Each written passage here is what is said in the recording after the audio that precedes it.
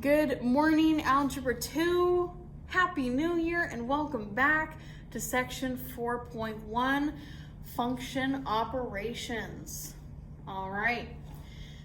Learning target today says I can create a new function by adding, subtracting, multiplying, or dividing two existing functions. And we have separate sections for each one of these, adding, subtracting, multiplying, etc.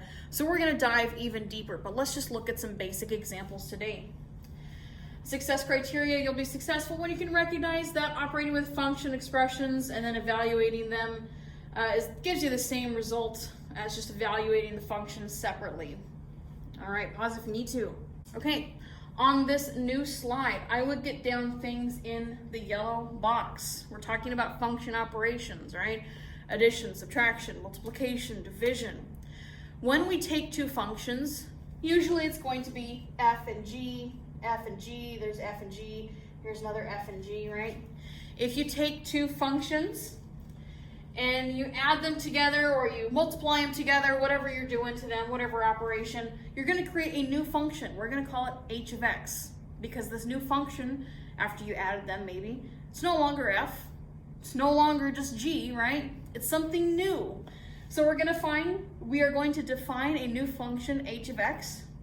If we add the functions together, so if we say f plus g of x, all right, it's literally just the same thing as f of x plus g of x, right? So you may see, notation-wise, you may see things written as this, where you're just taking the name f plus g of x. All you're doing is you're taking whatever f of x is, and you're adding it to whatever g of x is, right? It's that simple. For subtraction, again, we're creating a new function, h of x. It's going to be defined as f minus g of x, right? And that's literally just f of x minus g of x. Same thing with multiplication. F of g of x, or excuse me, f times g of x is equal to f of x times g of x, right?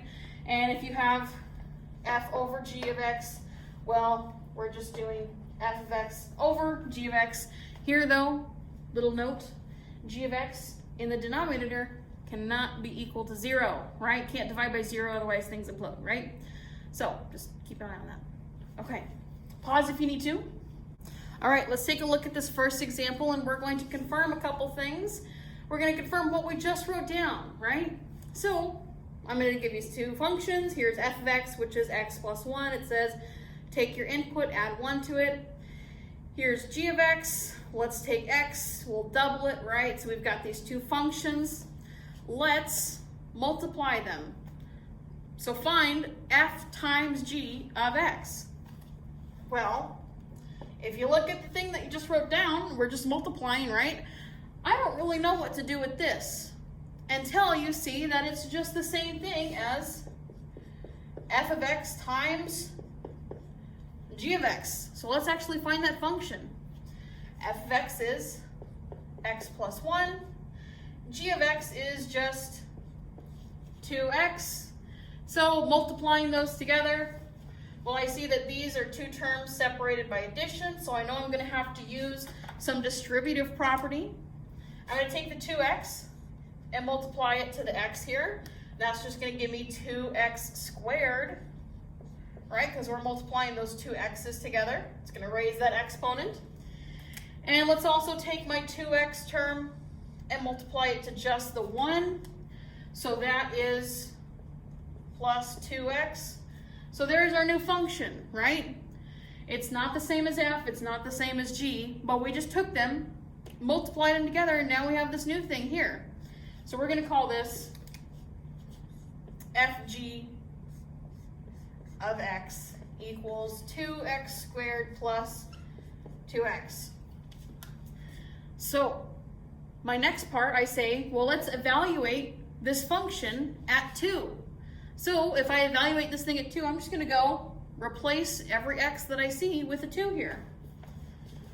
So fg of 2 is just equal to 2 times 2 squared plus 2 times 2, right? So that is 2 times 2 squared plus 2 times 2. That's 4. This right here is also 4, so now I have 8 plus 4 is just 12, all right? So now I have that FG of 2 is 12. What if we evaluated these functions separately and then multiplied it, right? Because here we multiplied the functions and then evaluated it too. But what if we evaluate the functions separately, so we find what f of 2 is, we find what g of 2 is that going to give you 12? Is that going to give you f times g of 2, which we just found here is 12? Let's figure it out. Well, f of 2, 2 plus 1 is just 3. 3 times g of 2, 2 times 2 is just 4. We know that f times g of 2 is just 12, right? So is 3 times 4 12? Yes, it is. Wow. So again, we can see that it doesn't really matter if you evaluate these functions separately and then multiply them, or you create an entire new function by multiplying these guys and then evaluating, right? Essentially, you're doing the same thing. Okay. So let's get some practice with adding, subtracting, multiplying, or dividing some functions here. So take a look at the two functions that I give you, because you're always going to need two functions, right? I've got f of x is x squared minus 3x minus 15. I have a second function here, which is x squared plus 7x plus 8. That's g. So if we find f plus g of x, it's the same thing. Again, look at that little yellow box that you just wrote down. F plus g of x is the same thing as f of x plus g of x. So let's just add them together. So I've got x squared minus 3x minus 15 plus, what's g of x? G of x over there is our x squared plus 7x plus 8. All right, it looks pretty long, but hey, there are some like terms that you can combine. X squared and x squared. I've got two of those, right? So I'm going to call this 2x squared, negative 3x, and a positive 7x. Hey, I can combine those. That's going to be a positive 4x. And a negative 15 and a positive 8. Let's combine those and give us negative 7.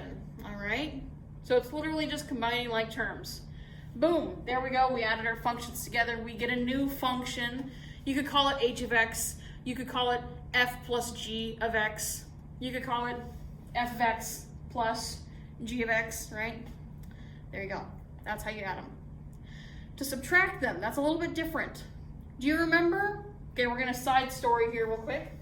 Do you remember when we had two complex numbers? Maybe it was like 3 plus I, and we subtracted 10 plus 3i, right? You remember that? And to subtract those, we had to take that negative and distribute it to make sure that we were subtracting the entire thing, right? We're going to kind of do the same thing here. So, I'll get rid of that real quick. If we're finding f minus g of x, again, I'm just going to write this out so I know what I'm doing. It's the same thing as f of x minus g of x. So let's go write that out. F of x is x squared minus 3x minus 15. Here's the tricky part, right? I said we're going to have to subtract the entire thing of g of x. So I'm going to say subtract. I'm going to add some parentheses, kind of like what we did with our complex numbers. I'm going to add some parentheses and say that we are subtracting x squared plus 7x plus 8. And that tells me, hey, I need to remember to distribute this negative. Because if you write it just like this without any parentheses, you may think, oh, it's just minus x squared plus 7x plus 8. No, it's minus the entire thing, right? So technically,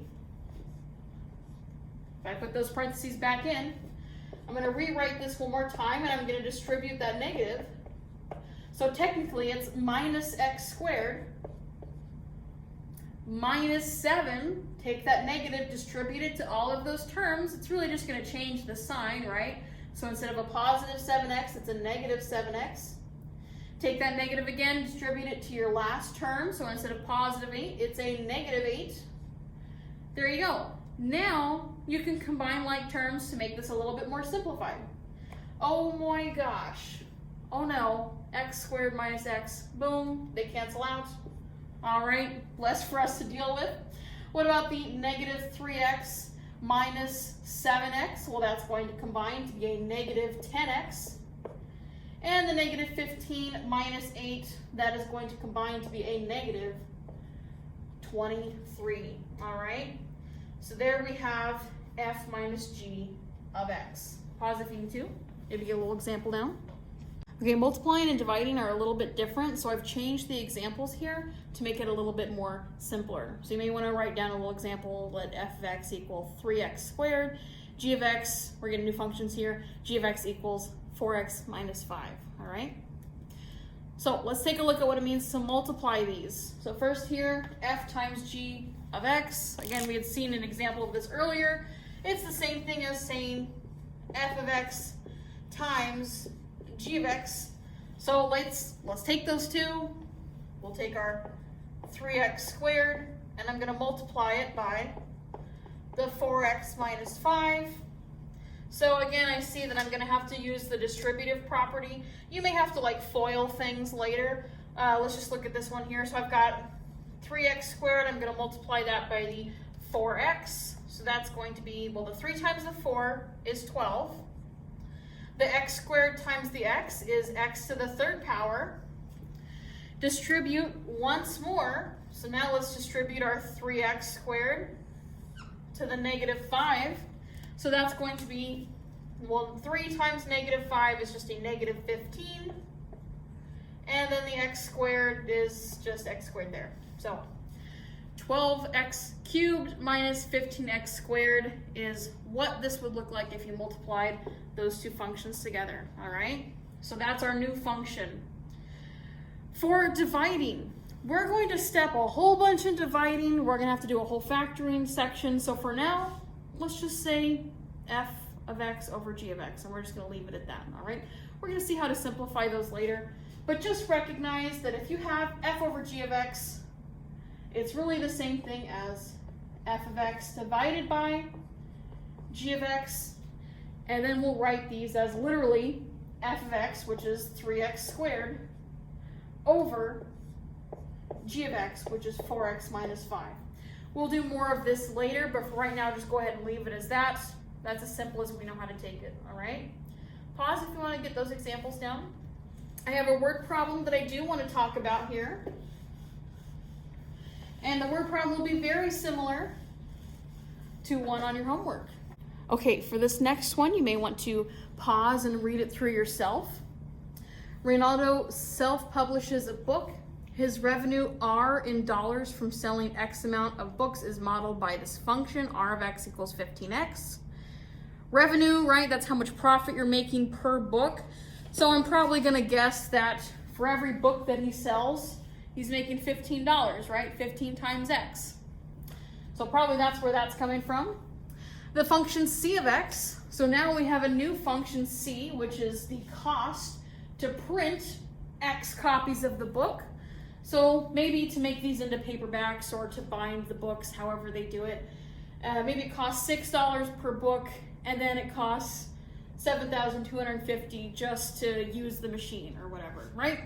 So that's where those numbers are probably coming from. We have a function that represents your profit, your revenue. We have another function that represents costs.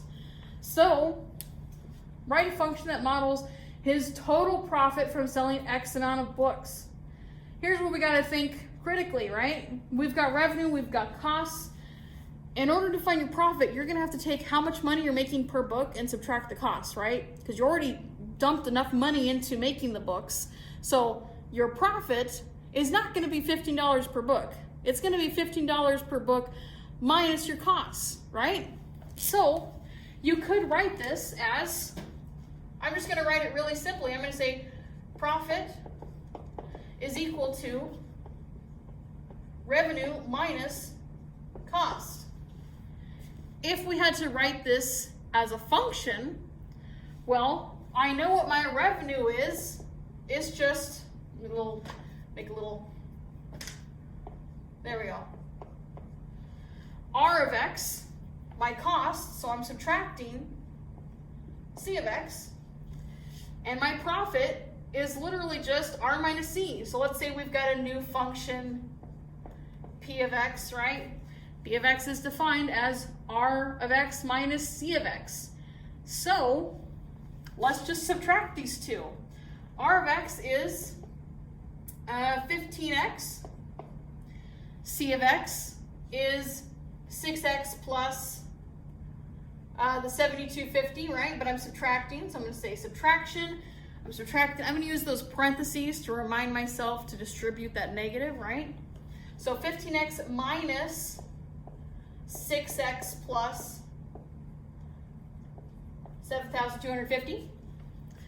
We can simplify this function a little bit here. Let's distribute that negative to both of these terms. So that's going to be, instead of a positive 6X, it's going to be a negative 6X. Instead of a positive 7,250, it's going to be a negative 7,250. So over here, I'm going to write P of X after subtracting this. So this is really 15X minus 6X, which is 9X. And then we have that negative 7,250 left over, right? So that's our profit, right? We have to take into account those costs, so we have to subtract those from our 15X, and that gives us this new function, profit, after X amount of books. So really, we're only making $9 per book, and we gotta take care of that original cost to use the machine or something, right? Now, if we look at this next one, we can actually find his profit for selling 3,500 books. So let's just take that function, P of X, and we're gonna find profit after selling 3,500 books. So literally, I'm just gonna take that number, plug it into my function over there. So it's going to be 9 times 3,500 minus 7,250. 9 times 3,500 is $31,500 minus 7,250 there. Subtract those once more, and you get 24,000. What did I say? $250. All right. Probably a good example. Definitely keep this in mind because there's going to be one that's really similar to this in your homework. Otherwise, that was all I have for you today, and I will see you in Blackman 107. Sorry it was so choppy. I had bells ringing in the background, so I had to do some editing. Bye, everybody. See you soon.